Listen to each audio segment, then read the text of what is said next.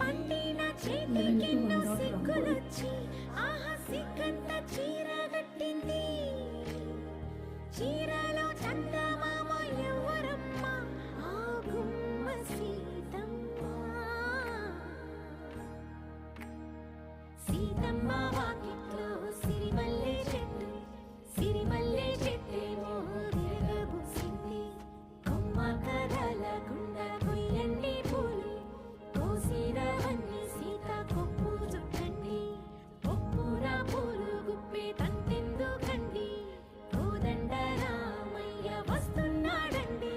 రానే వచ్చాడో యమ్మ ఆ రామయ్య, వస్తూ చేశాడో యమ్మ ఏదో మాయ.